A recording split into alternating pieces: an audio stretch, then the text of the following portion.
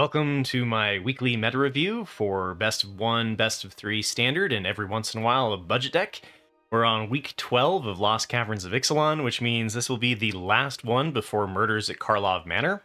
So you may want to hold off on crafting until we see how the new set affects things. But this week I'd like to start things off with a budget deck. So we have I showcased the budget mono blue deck, I believe on week 9 and or week 10. Anyway, it is basically, it has been performing quite well for a budget deck. And yeah, so if we compare it to the one that was in week 10, we see a couple of changes, nothing too dramatic. The core is pretty much the same, but we've gone up to 4 copies of Unctus's Retrofitter. We've ditched, or we've gone up 1 more copy of Fading Hope. We've ditched the 1 copy of March of Swirling Mist, as well as the 3 copies of Shore Up, and going for 1 more additional copy of High Speed Hoverbike, and 1 more copy of Machine Over Matter. Ditching the Otawara Soaring City, which was the rare blue land, and replacing it with 1 island. So keeping the total land count at 20, keeping the Roadside Reliquaries in, which when I playtested the deck, I don't know if I'm totally sold on this. On turn 3, you can have an artifact and an enchantment because of the Zoetic Glyph, but basically you're looking to do a turn 1 play of either Spyglass Siren, Network Disruptor, or Ginger Brute, and then using this to ninjutsu in either Moon Circuit Hacker or Prosperous Thief. If you do the Moon Circuit Hacker, you can replay the 1-drop. Works really nicely with the Spyglass Siren to get additional map tokens. Either way, you're going to be generating or leaving behind an artifact that you can then animate with Zoetic Glyph into a 5/4 that discovers 3 when it dies, or turning it into a 4/4 with Unctus's Retrofitter. Then you've got Disruption from your opponent's plans through the Machine Over Matter, the Fading Hopes, as well as the High Speed Hoverbike, which you can use to tap, as well as Network Disruptor, which you can use to tap. So it's very difficult for your opponent to switch into a defensive mode. And the Machine Over Matter and the Fading Hope work really well against Mono-Red to bounce their plays and disrupt their haste creatures. So all in all, I think this is the one that I've been looking for. You know, usually there is some top, reasonably competitive list that is budget, and this is it. It has no rares, it has no mythics, it's all commons and uncommons, and it has been performing quite well. So I would definitely check this one out if you have a limited amount of wildcards and you're looking for something to climb the ladder cheaply with. Next up, I'd like to cover the tournament winners, and we only had 1 standard challenge here, so maybe a little bit smaller of a sample size than I usually go through. But first place was taken down by Ariane, so this is Esper Midrange, and this one first place on the standard challenge 32 on January 27th. And if we compare it to the Esper Midrange from days gone by, we can see that we've dropped 1 Dinnick, Pious Apprentice, and deciding to bring in the 3 Fairy Masterminds. We've kind of seen lists come and go on whether or not they want to include the Fairy Mastermind. Some have been leaning heavily into the flyers and then like using Gix to draw additional cards, but this one isn't doing that. It's just bringing in the Fairy Masterminds. And we've got down 1 copy of Lauren of the Third Path in the main, largely because the Esper Midrange kind of fell out of popularity in the tournament scene. You're not seeing as many wedding announcements in Virtue of Loyalties, despite this list bringing just that. And deciding to bring the Lord Skitter Sewer King in as a 1-of. This works pretty nicely in combination with the Virtue of Loyalty because your 1/1 rats end up getting pumped by the Virtue of Loyalty. And then we're dropping 1 land and getting rid of the 1 copy of the Deserted Beach. In the best of 3 sideboard, we have seen some changes as well. So we're dropping 1 copy of Parasitic Grasp, which deals 3 damage to a target creature if you cleave it for 3, or 3 damage to target human and you gain 3 life. So this one is nice against the human creatures and like the mirror match sniping at Dinnick. Then we've also got the 1 copy of Lauren of the Third Path that used to be in the main is now brought into the sideboard, but we're keeping the original one in the sideboard, so now there's 2, which is also another really good one to bring in against the mirror match or any spell or any deck that is leaning heavily on enchantment synergies. Lorn of the Third Path, when it enters, you can destroy target artifact or enchantment. So it's pretty good against the mirror match, but it's also good against like Bant Toxic to get rid of the Skrelv's Hive, any problematic enchantment.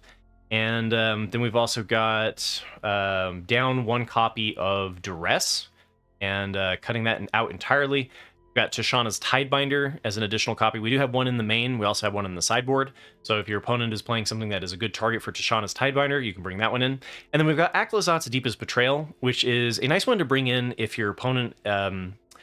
it's a good mid-range threat, right? So it has flying, it has lifelink, which can help you stabilize against early pressure, and then it is difficult to remove. Outside of it being exiled, it is relatively easy to bring back, because when it does die, then you can transform it back into the god if a player, including yourself, has 1 or fewer cards in hand.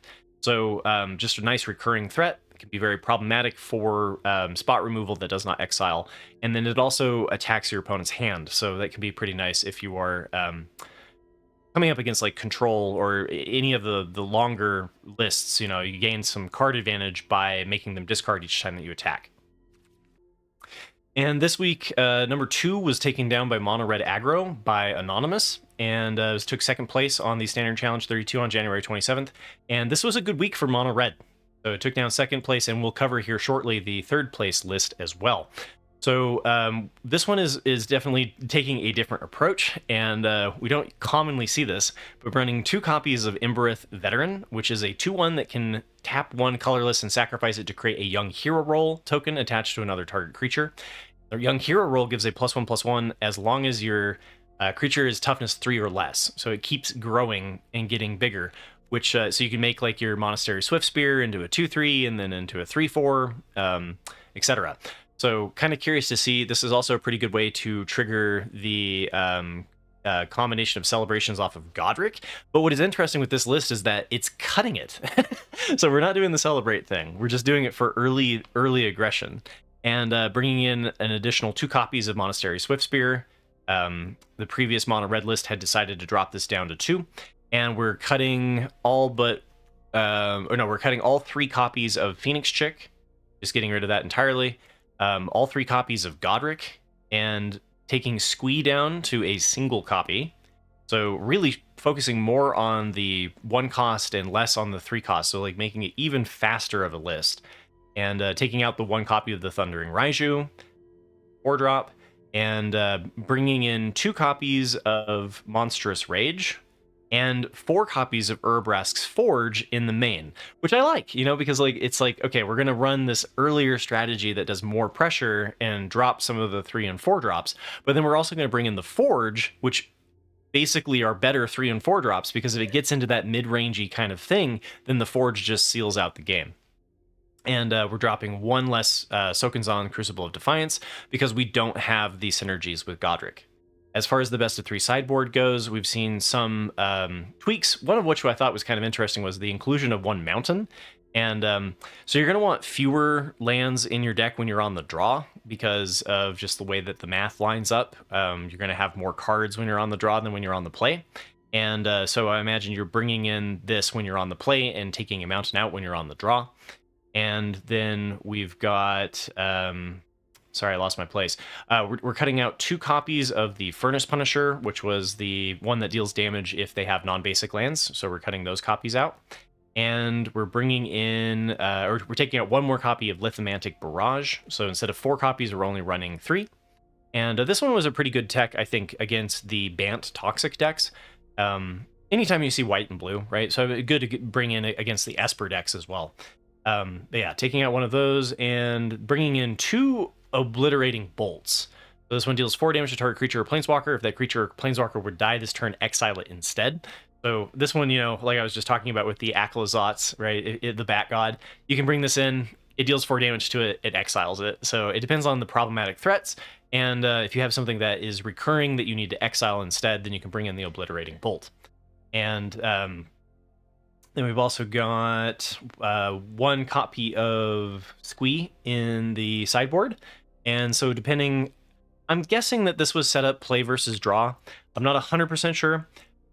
But Squee does tend to be better when you are on the play, because of, you know, lining up against your opponent's defenses, more likely to be able to attack. And then we've also got 2 copies of the Vampire's Vengeance, and it deals 2 damage to each non-vampire creature, and you create a blood token, so a nice cheap wrath. And I think this was their idea of how they were going to respond to the Bant Toxic, so they don't need 3 copies of the Lithianic Barrage, because and against Azorius soldiers, which you don't see as much or as often. But if you come against one of the board flood strategies, it's always nice to at least have an option to sideboard into. And then we've got 3 copies of Koth Fire of Resistance, and this one is a cool inclusion. So we saw Koth come in and Jaya Fiery Negotiator over the Chandras, and then we saw, or I should say, over the very clean sideboard. And then we saw last week, I think, the Planeswalkers got replaced by Chandra Dressed to Kill. And so this is going with 3 Planeswalkers and just being like, okay, well, if they're playing 4 toughness and 5 toughness creatures, we're really going to punish them, right? Because we have the Witchstalker's Frenzies, we have, and Koth. You get to remove any of their problematic blockers if you do come in against a mid-range deck. And the third place for the Standard Challenge 32 on January 27th goes to Mono-Red as well by O. Daniel Akos. Familiar name that we've seen throughout many of the weeks. And so they also are bringing in 1 more copy of the Monastery Swiftspear, total of 3, also decreasing the amount of Phoenix Chicks, but not entirely wiping them, just taking them down to 2 copies from 3. Including 1 copy of the Shivan Devastator, which we've seen kind of come and go. It works quite well with Godric because there are some synergies there, but it also works nicely to be able to curve and be able to, play it whenever you have the free mana to do so. Taking Feldon down to a single copy, and taking out the 1 copy of the Witchstalker's Frenzy down to 3, and bringing in the Monstrous Rage. So both lists we see including the Monstrous Rage when they had previously not been including it, and leaning more heavily into the Swiftspear, which synergizes nicely with the Monstrous Rage. And I think this is, a sign that the problems that Mono-Red was facing were the 4 or 5 toughness threats for the Witchstalker Frenzy, and less so just targeted removal, which can 2-for-1 the Monstrous Rage. But as far as the best of 3 sideboard goes, this one does keep the Sokenzans and the Thundering Raijus and the Godrics, so fewer changes than the previous list. But as far as the sideboard goes, we can see that they decided to bring in an additional copy of the Furnace Punisher. Instead of cutting it, we're up to 3 to punish the decks like Bant Toxic that have a ton of non-basic lands. And bringing out the 2 Chandras, Dressed to Kill, and bringing back the original combo of the Planeswalkers Koth Fire of Resistance and the Jaya Fiery Negotiator. And we're ditching the Nahiri's Warcrafting in the sideboard, which was one that I always like to see, especially with the 4 copies of the Bloodthirsty Adversary. But leaning more away from that synergy and not going for the additional dig that offers, and bringing in 1 more copy of the 4th copy of the Witchstalker Frenzy in the sideboard. If you do turn up to be against a matchup that's good with that, you can bring the Witchstalker Frenzy in. And now for best of 1, this week I would like to cover a Bant Toxic list. So this is one that I've seen as a top performer. As of, I think, on Friday, when I took a look at the lists on Untapped, this was the #1 performing list with only 200 matches. So relatively new archetype. We are starting to see more data on Bant Toxic, like I talked about in my best of 3 sideboard guide. But we can kind of see some of the changes that I was talking about in the best of 3 sideboard guide, which always makes me feel good. So the list is deciding to run 1 additional copy of the Jawbone Duelist and 2 more copies of the Annex Sentry, cutting the 3 copies of the Bring the Ending, which was one of the worst performing spells, along with Charge of the Mites. So also cutting Charge of the Mites from the list, and bringing in 1 more copy of Experimental Augury. And ditching 1 Plains and deciding to run 1 copy of the Deserted Beach. So finally a 60 card list instead of a 61 card list, which I appreciate. I'm not 100% sold on the Experimental Augury over another copy of Skrelv's Hive. I think that's where I would have gone with it, or maybe a copy of Fading Hope, because that is particularly good against Mono-Red. But I do think it's an improvement from running the Bring the Endings and the Charge of the Mites, at least in the best of 1 meta. So as far as the best of one meta goes, if we look at 1,000 matches and more on Untapped, then you kind of see this the same stagnation that we've seen through most of Lost Caverns of Ixalan, which is the number one seed, number one spot is Mono White Humans, which is the same list as I covered last week, or week 11 in Lost Caverns. Mono-Red Aggro, which is number 2, and that was the same list as I covered in week 10.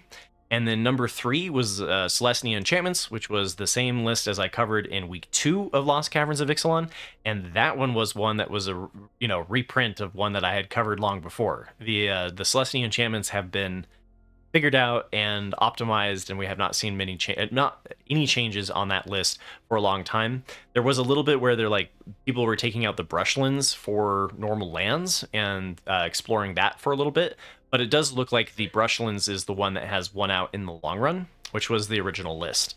And one here that I'd like to cover is a little bit outside of climbing to Mythic, and this one is a little bit more to do with specifically among Mythic. So if you look at the win rates among the all of the archetypes, you can see that the third highest win rate is Azorius Control, outside of the bronze to platinum kind of range, right? So in Diamond and Mythic, the Azorius Control starts to do better, which kind of makes sense. The control archetype is harder to pilot, more easy to make mistakes. And but I wanted to compare this one to the one that I covered in week 8 of Lost Caverns of Ixalan, because it is going in a different direction than the one that's running the Teresian Mindbreakers. So the Teresian Mindbreakers are the ones that mill. You can unearth them, and it mills your opponent, and so it helps you kind of speed up the pace of this deck. And this one is going in the opposite direction. We're just going for the slow grind. We're trying, our win condition is to mill them out with Jace, and our only other threat that can close out the game is the Wandering Emperor and some manlands. But yeah, so we're basically answering all of our opponent's threats. We're ditching the Teresian Mindbreaker. We're ditching the Faithful Mending, which is the draw 2 spells, discard 2 cards, and gain 2 life with flashback. Because we don't have the Teresian Mindbreaker that we need to get into the graveyard, there's just better options like Memory Deluge for digging to the cards that we need. And we're running one more copy of Get Lost for some targeted removal that can also hit enchantments like Skrelv's Hive.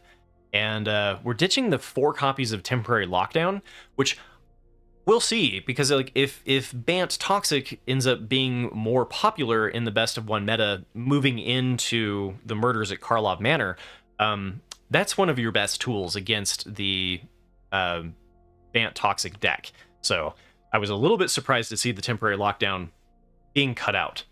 And we've also ditched 1 copy of the Celestis. The other one was running 2. I can get behind that because it's a little bit awkward when you have 2 of them in your hand. We're running 2 more copies of the Memory Deluge and bumping up the Wandering Emperor's 2 copies as well on the Wandering Emperor. We're bringing in Silver Scrutiny, which is a nice way to dig. It's kind of like running a 5th copy of Memory Deluge a lot of the time, because if you pay at least 5, then you get like a draw 3, and you can do it as an instant if it is a smaller draw than that. So it finds its place in the meta, or we've seen it come and go in some Azorius Control. And then we were also running one copy, I should say, of Farewell. And this one, being able to exile all of your artifacts, it can completely dominate stuff like the Azorius Artifacts deck, which I have bumped into on the ladder, although not all that often.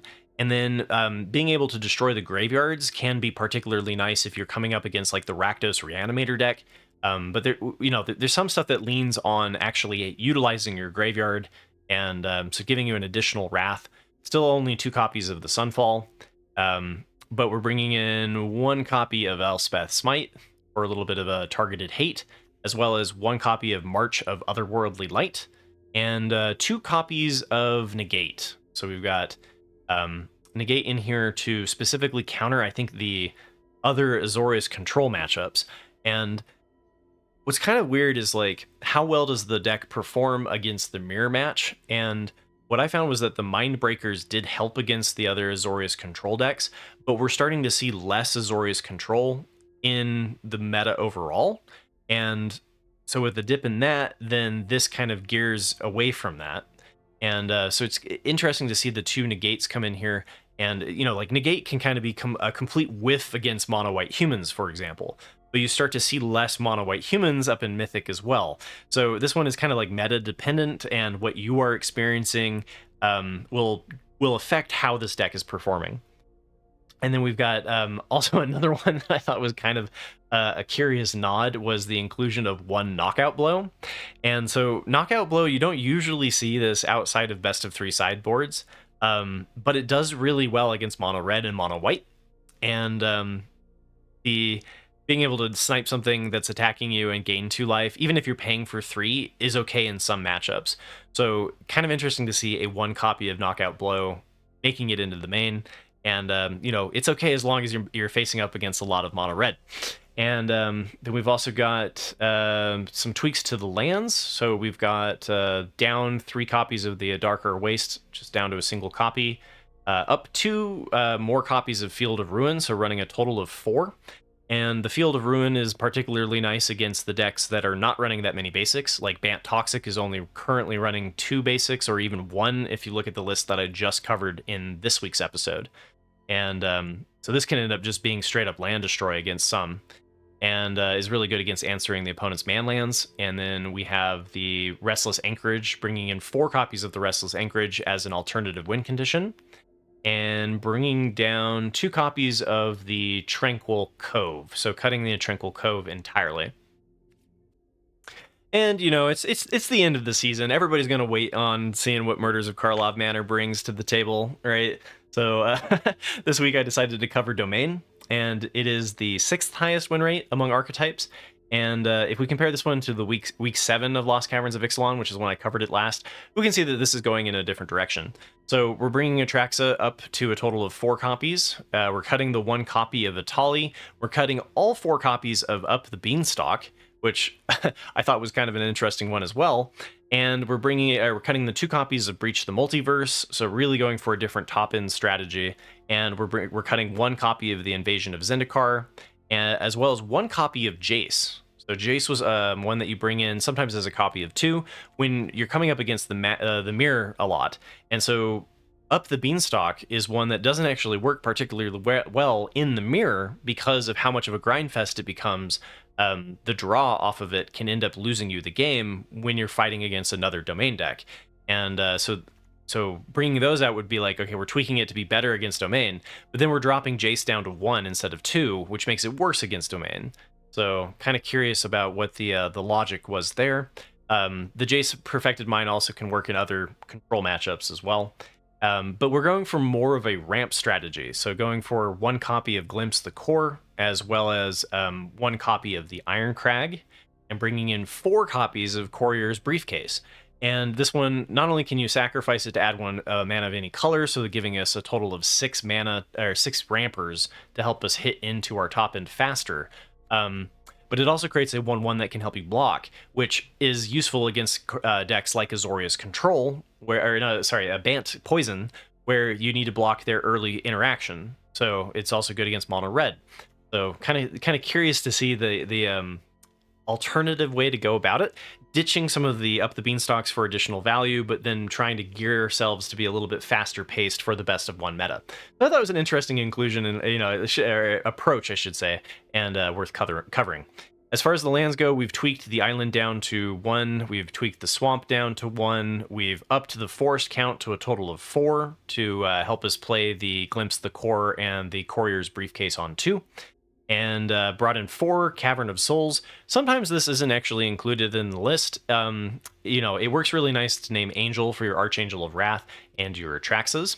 And then we're ditching 2 copies of Mirrex. So once again, another tool that's good against other control decks. So trying to optimize this list to do a little bit better against mono red and mono white.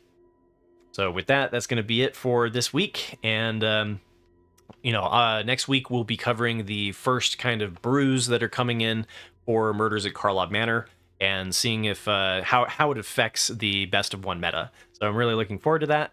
Thanks for joining in. Every Sunday, I really do enjoy doing these episodes, and it helps me kind of stay on top of what's happening in the best of 1 and best of 3 metas. So I hope it does the same for you.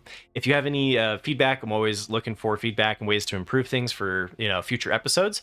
And with that, take care, everybody. Good luck with your matches. Maybe I'll see you on the ladder.